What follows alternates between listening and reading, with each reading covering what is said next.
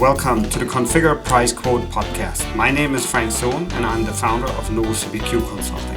This podcast is 100% focused on Configure Price Quote, also known as CPQ, and will provide you useful insights into this topic.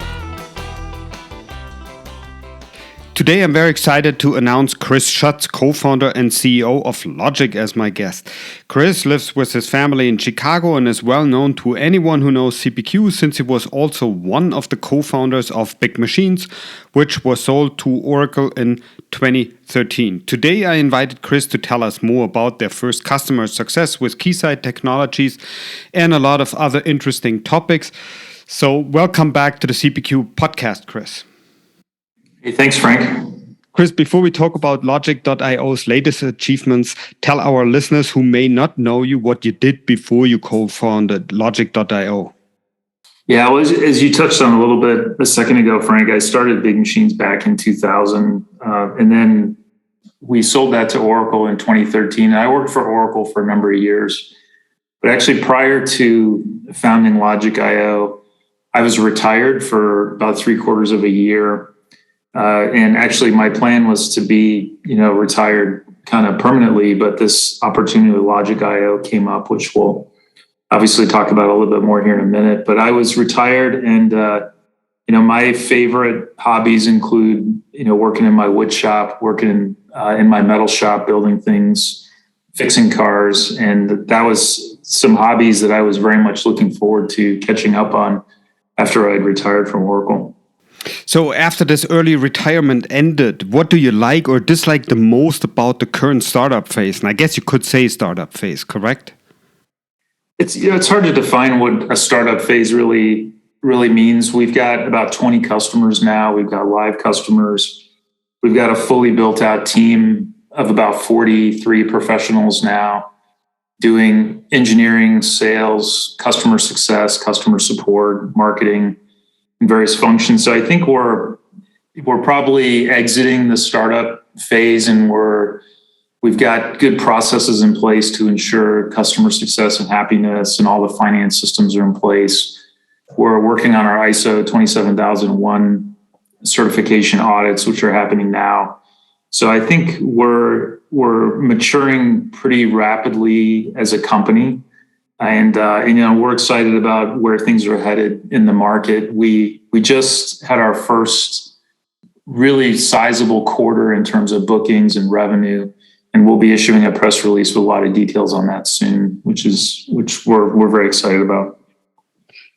Very exciting, especially since the company is not that old just yet, right? So, but one thing I have to ask, since you mentioned earlier that you worked previously for Oracle, now you work closer with Salesforce. What are some of the major differences that stand out for you?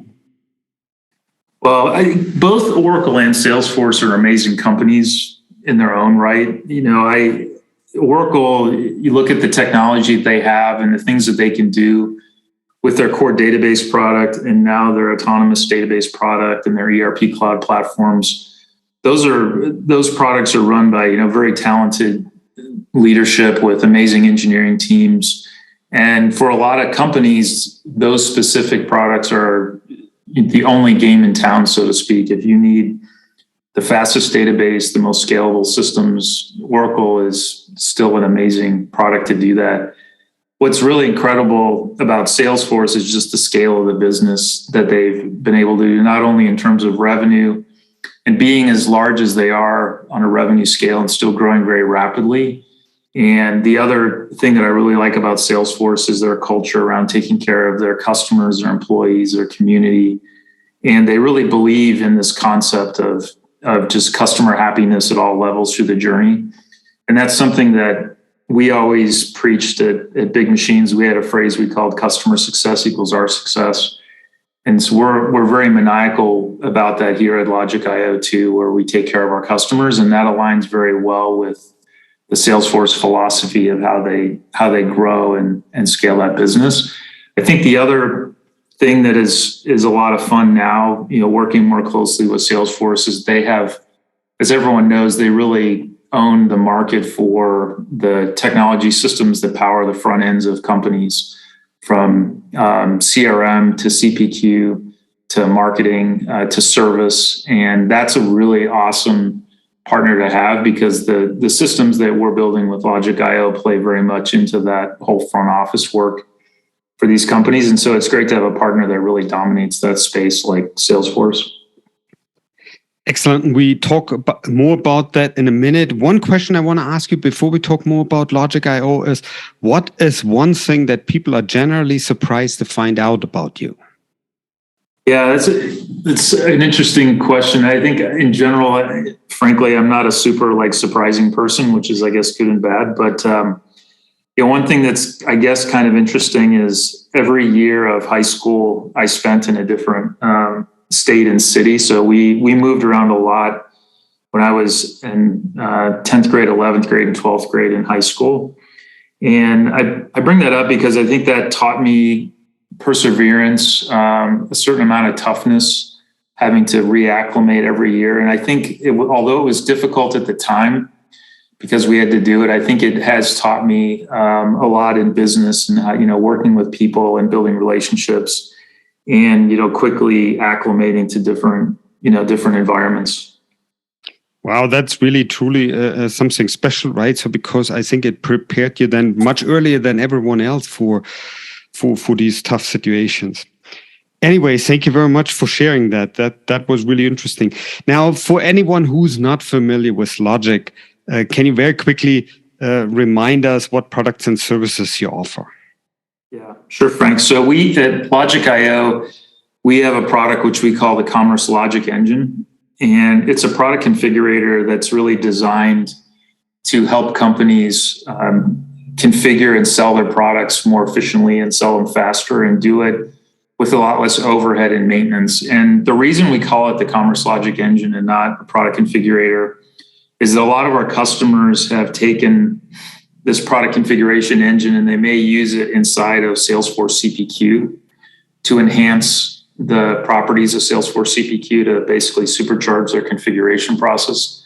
But then they'll take that same rules engine they've built for Salesforce CPQ and they'll extend it into an e-commerce or commerce cloud platform so they can go direct with the same rules engine, but perhaps give it a different UI and a different behavior on top of it. And we're seeing that is a big place that the market is going for configured product selling. And even companies that don't have configured products, but they might want to sell direct or sell a solution or do guided selling for their products, they find our Commerce Logic Engine very useful to do all of those things. And that's our primary product. We also sell what we call expert services to go with that. So if a customer wants some help architecting how they put rules in the Commerce Logic Engine, we sell them a service of a couple hours a week, almost like a buddy system that they can tap into to help them create their product configuration models. Excellent. And what can you tell us about industry focus, customer sizes that you want to work with, and the locations that you focus on? So the locations we work in are primarily North America and EMEA right now, so Europe. We're getting some interest in Asia, but primarily the places we're focusing in are North America and Europe right now. We've working with a variety of companies to, smaller privately owned businesses that have a lot of challenges selling their products are a good fit for us, all the way up to very large companies, like a Keysight that's nearly $5 billion in revenue, 14,000 employees.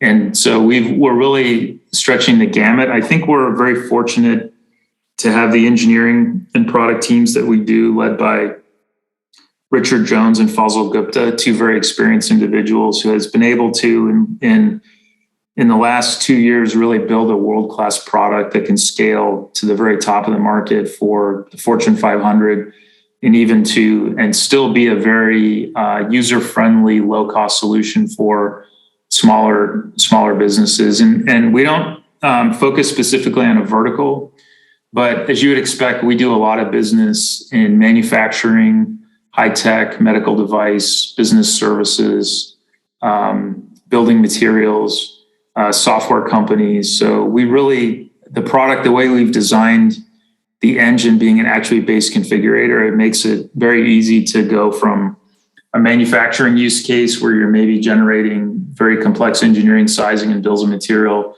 to, let's say, a services business where you're creating a multi-year proposal with a subscription and a bunch of service hours that have to be calculated in various different ways with a complex financial model.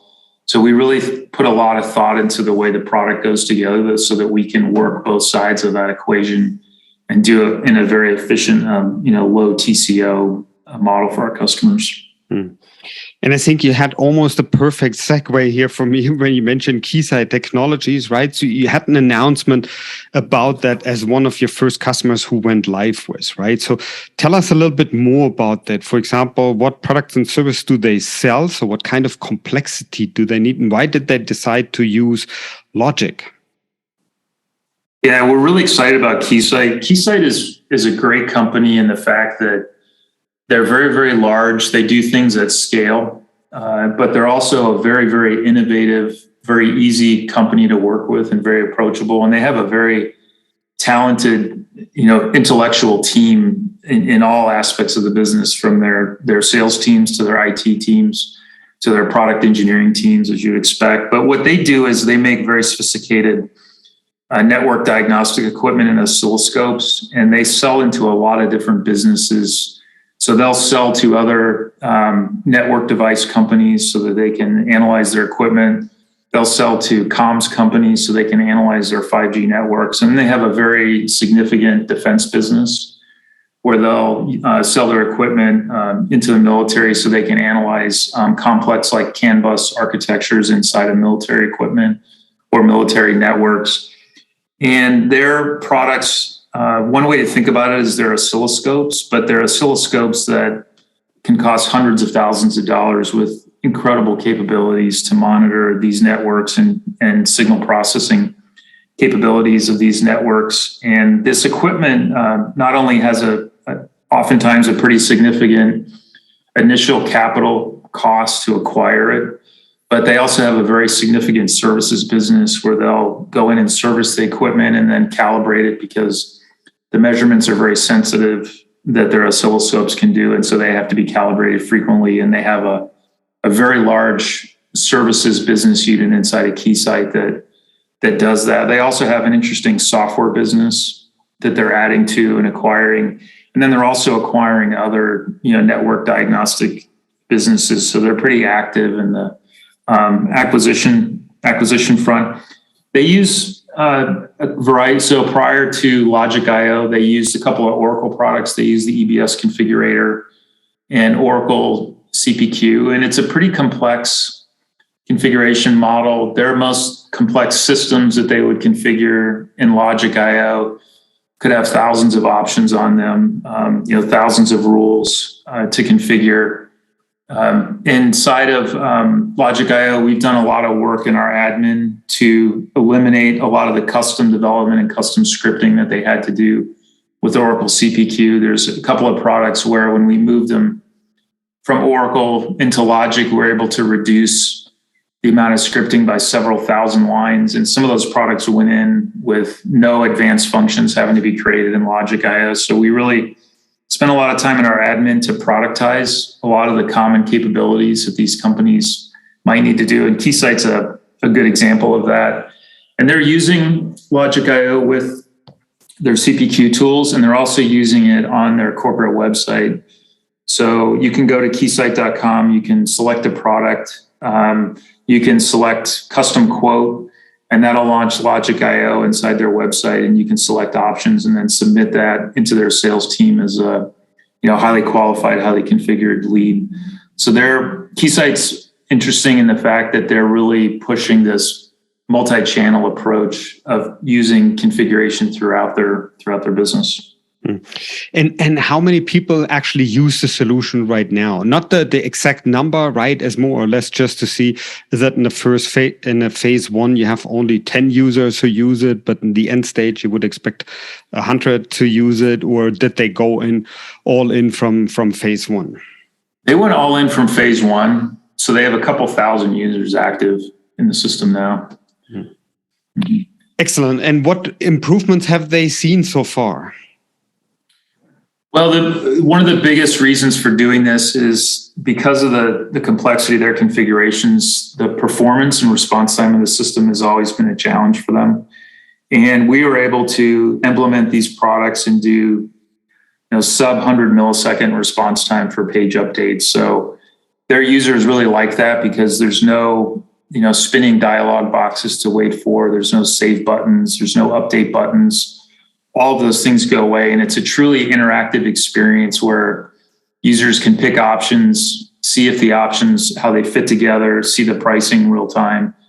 And it's making not only the configuration experience and sales process much faster, but it's also a much more pleasant experience. And that in itself is helping them drive some interesting revenue. They've only been live for about 5 months now, but as we get more data, we suspect that that'll have a pretty positive impact on sales, especially for that digital lead gen piece hooked up to their corporate website.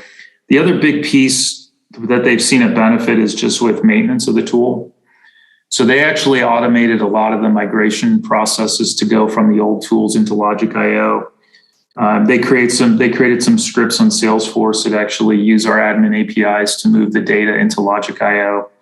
And long term, we expect that their admin and maintenance liabilities are probably going to be cut by more than 50%, which is a significant cost savings for an organization of that size.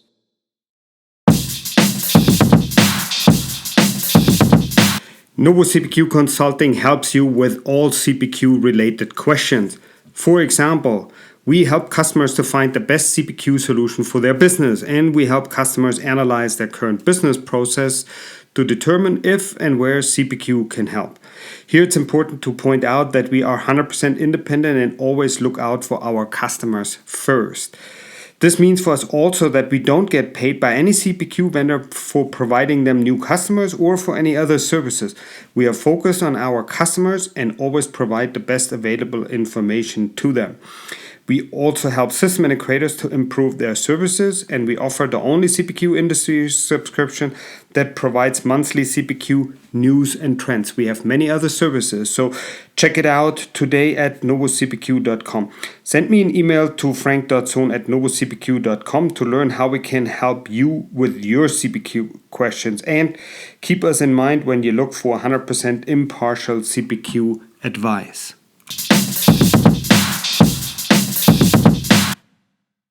And following up on this topic about Oracle, today there was a press release that you offer now an Oracle migration program to Logic.io. Tell us a little bit more about that, please.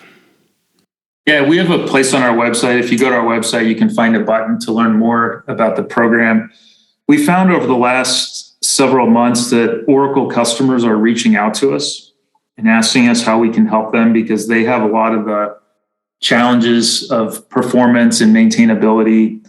And they're seeing that, our innovation is happening very quickly and they want to be a part of that innovation process. And so we've been having a lot of customers come to us and say, how would this work? How would we migrate? What benefits can we get? And so we put together a special data package for them that explains the migration process, the benefits they can expect, how long it'll take. And as long, if those customers are looking for alternatives, we would, certainly be ready to help them. Very interesting. We will definitely have that link in the show notes. Now, when you look back in general over the business last year, how has that evolved, right? So, because I think, and what do you expect for the remainder of the year, especially with all the economic challenges right now? Yeah, so we're seeing the market is really developing for us. So our pipeline, we just had a pipeline review meeting this morning. It's run by our head of revenue, Vanessa Rosengarten. She's been selling CPQ for a very long time in various forms. And she's continuing to develop the market for us, and our pipeline is growing rapidly. At the margin, we are seeing the smaller deals are slowing down and the dates are pushing out, but the bigger companies are still focused on taking costs out of their business, and those deals are still moving along pretty well. And the smaller deals are still fine too, because there's so many of them in the pipeline right now for us that it's just managing, time and effort and balancing, rep workload for those. So I would say overall, we have not seen a huge slowdown in the market, or even a marginal kind of slowdown in the market, except for a couple of deals. I think for us, Q4, which ends for us at the end of January, is always a really big month for Salesforce. So by proxy, we expect that to be a pretty active time for us, and it looks like that is probably gonna be the case. I think companies, what's interesting is if I look back at the time at Big Machines that we had some really tough years where we struggled early on. But I would say that in 2008 was, I think, one of our best year-over-year sales growth years on a percentage basis. And, as you know, that was a big time for a recession in the United States, and the market crashed. But I think what was interesting about Big Machines is we were a big cost reduction alternative for a lot of companies. It had selling challenges in big rep organizations that needed to improve their sales process. And so I think that was one of the reasons why in that downturn we grew so much at Big Machines. And I do think with Logic.io, we are starting to see the same impact where companies have invested in their IT processes and programs, but they really haven't gotten the ROI because they have this missing piece, which is the Commerce Logic engine. And so I'm still very bullish on the market, and I think that these next couple of months for Logic.io will also be very high growth months for us. Excellent. Always happy to hear that, right? And it's, by the way, also what I see in the market as well, that the large majority of CPQ vendors are still very bullish on the market because of exactly the reasons you just mentioned, right? One follow-up question I want to ask here is, are you still hiring then? Because it sounded like you still expect quite a bit of growth, so you're still hiring, right? Yeah, we are. And the key areas we're hiring is engineering. So, Richard has an awesome engineering team that he's built under his leadership. And we're still looking for talented, experienced engineers and also more junior engineers we would like.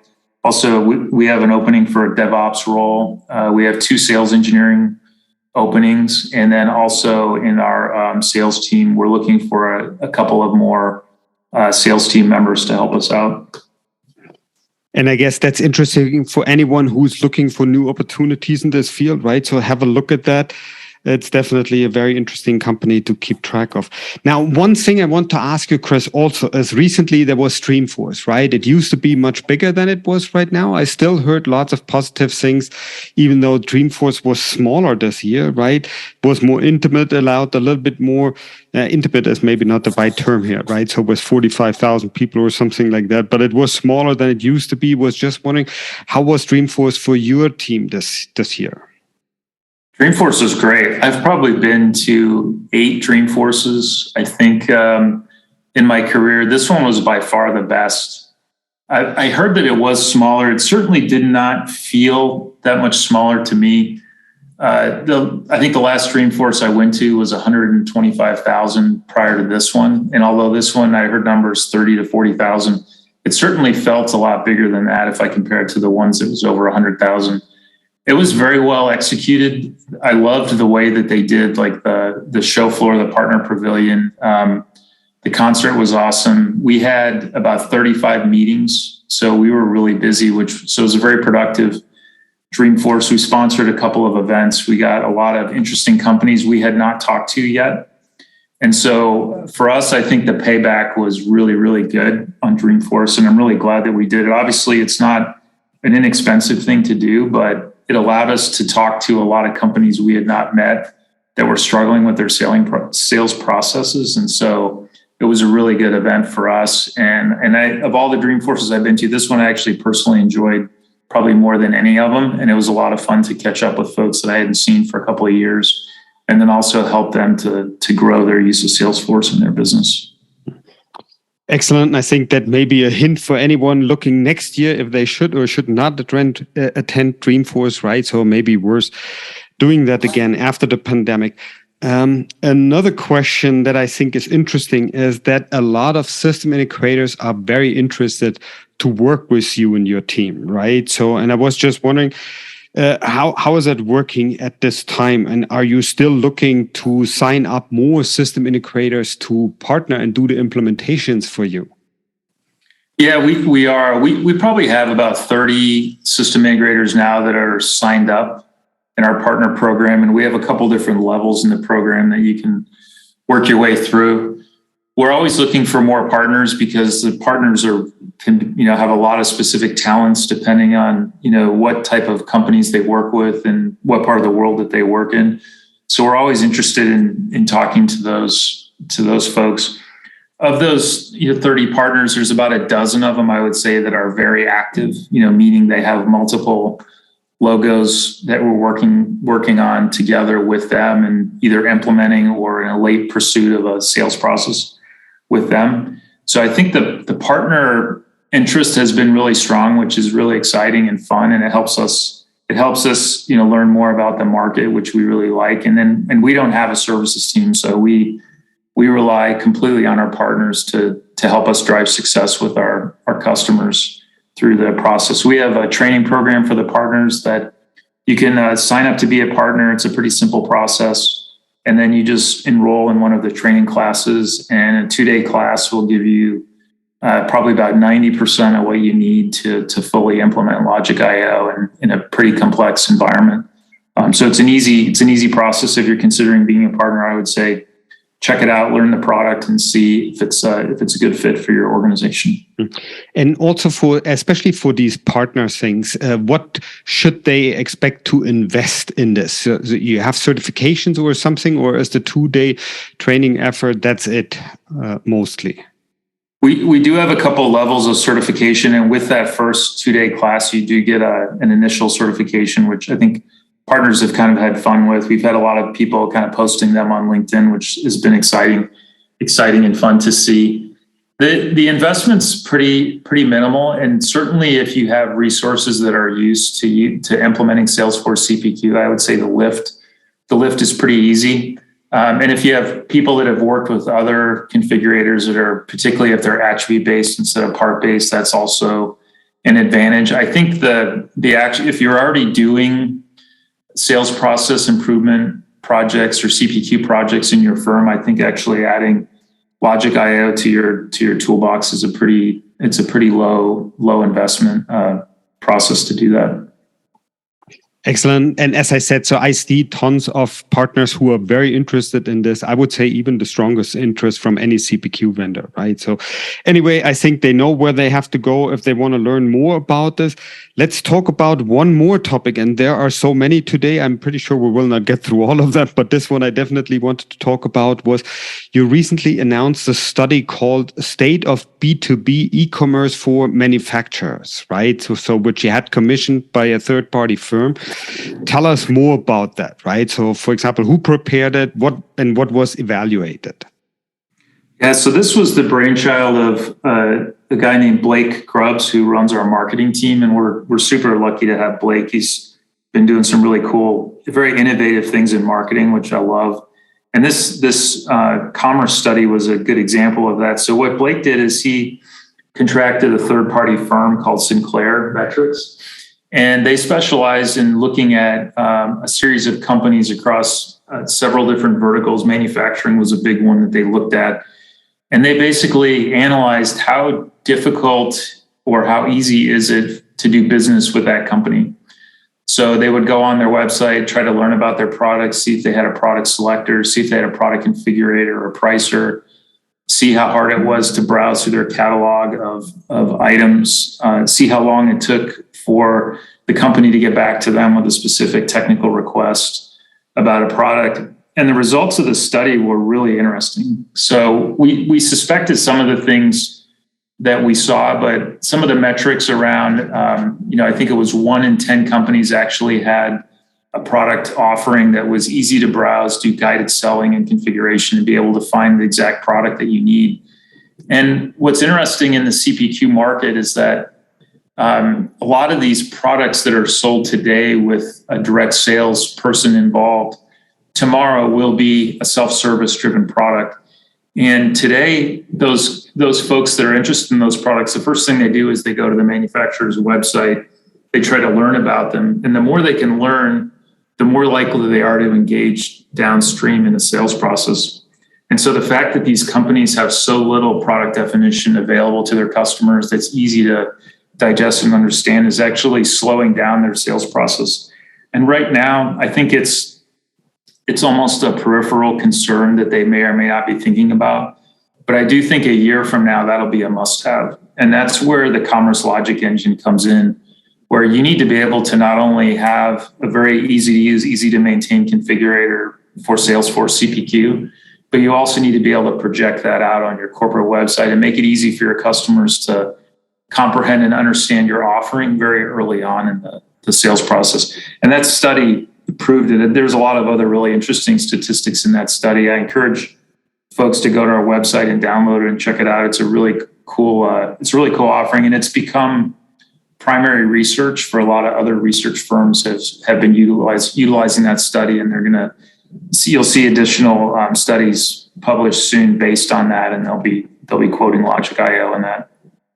Chris, as always, very interesting talking to you, but unfortunately we're coming to the end of this episode. Hence my last question is, what's a good way for interested listeners to get a hold of you or your team? Yeah, and thanks for your time today, Frank.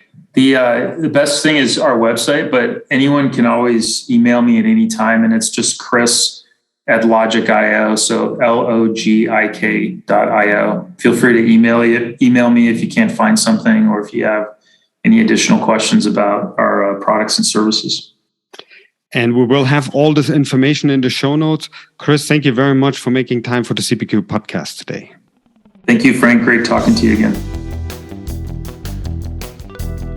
I'd like to thank everyone for listening and hope you learned something interesting today.